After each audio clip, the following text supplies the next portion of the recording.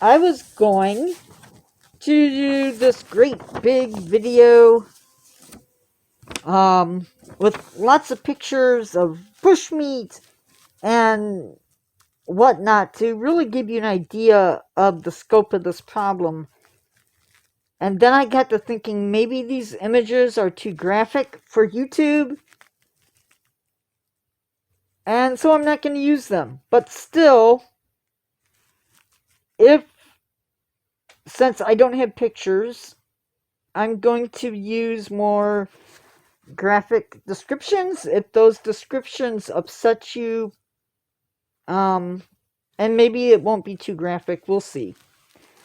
But there are, let's just jump into it and see what happens, okay?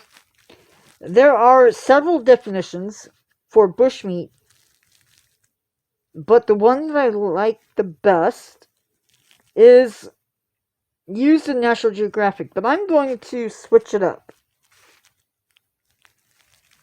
They define it as the remains of wild animals killed off in the forests and savannas of Africa, but I'm going to switch it up. It is the remains of wild animals that are killed in any habitat used for human sustenance. And the reason I say that is because this problem is not limited to Africa.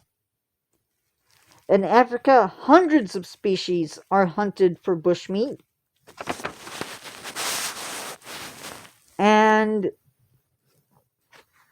is a big problem. In Africa, they use gorillas, elephants, bats, antelopes, snakes, and monkeys, and several other items. In Asia, over 400 species are hunted for bushmeat. It is done in South America, and probably Central America, and perhaps even Mexico.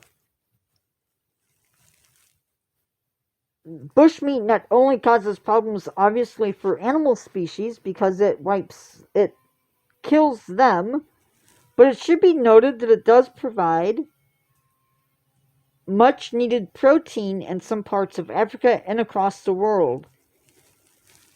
Many people depend on wild animals as a major source of their diet, making it vital in these areas, and it may be up to 1 million people depending upon bushmeat for their protein. So while I am going against bushmeat, I also want to stress that it could be done differently.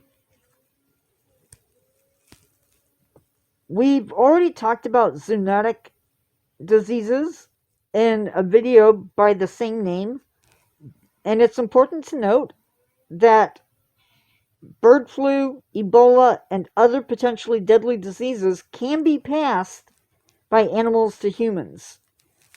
And while we're talking about Ebola, it's also important to note that fruit bats carry Ebola. Despite this, thousands of fruit bats are eaten each year.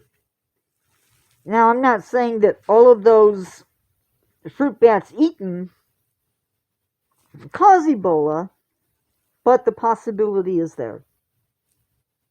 Hunting for animals used in bushmeat puts humans in close contact with many different kinds of animals, and likewise puts them in close contact with disease-causing organisms like the virus that causes HIV or AIDS, or a virus very similar to HIV and AIDS, Ebola, and many other diseases. Not to be a fearmonger, but who knows what else could be lurking in a piece of bushmeat. Now, in preparing for this video, I saw countless pictures of chopped up animals sitting out in the open. One picture has meat literally on a table, covered in little black specks, and those black specks are flies. So you can imagine Being in the heat of the rainforest, this meat would be sitting out, no refrigeration. I saw pictures of people literally with chopped up animal parts being carried on their backs. Pictures of primates that have been charred in makeshift ovens or fires. Saw a picture of a gorilla being carried out with, I'm assuming, the intent to prepare it for market. Because very often in this trade, the animal is sold. They aren't killing it just for themselves.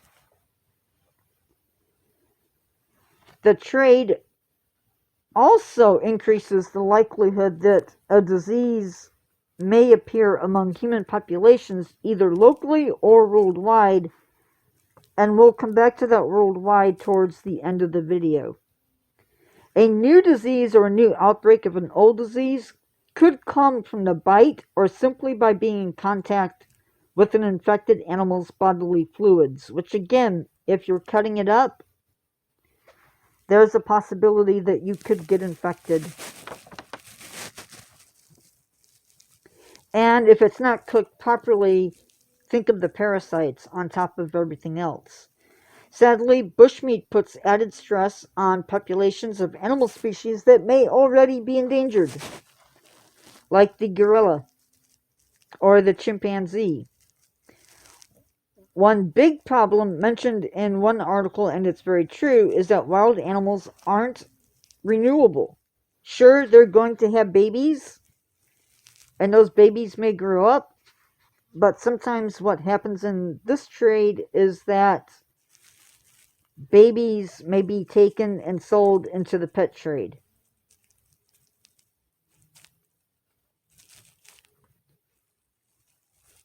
So if you have an animal population that is already low, killing off that animal might cause them to slip even more.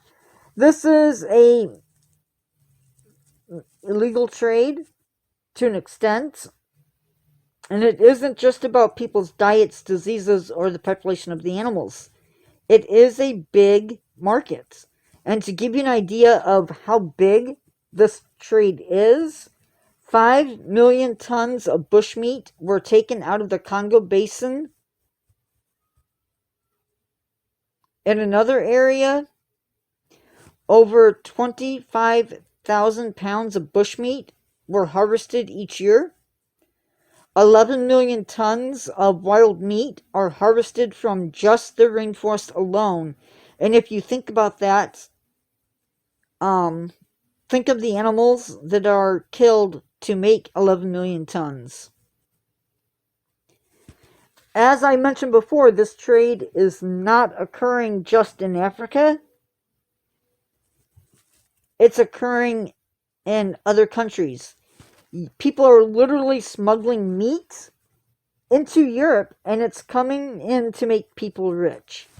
As much as 3.7 tons of bushmeat may be smuggled into Europe each month. And major problems. Many countries are making it illegal, and part of it has to do with public health. It doesn't take much of an imagination to realize that if the meat is not properly cooked, the virus or bacteria or disease-causing organism could spread beyond the meat. And so this trade is definitely not sustainable when it comes to the trade itself is not sustainable, is what I'm trying to say. Eventually, it's going to become a major issue. So with that, I'm going to end this video. I apologize for not having pictures, but I really didn't want to go through the hassle of having to worry about the video getting flagged. So with that, I'm going to end the video. If you learned something from this video, give it a like. If you want to hear more about this sort of topics, or if you want to see more videos of me just talking to you, give this video, why not subscribe? Don't do it for this video, but subscribe. Comment in the comment section. What do you think about this topic? Definitely leave a comment. And with that, I will let you go until the next video. I am looking at doing a video on the American alligator, and I'm also going to do another science experiment, a DIY version of a lava lamp. So be looking for that.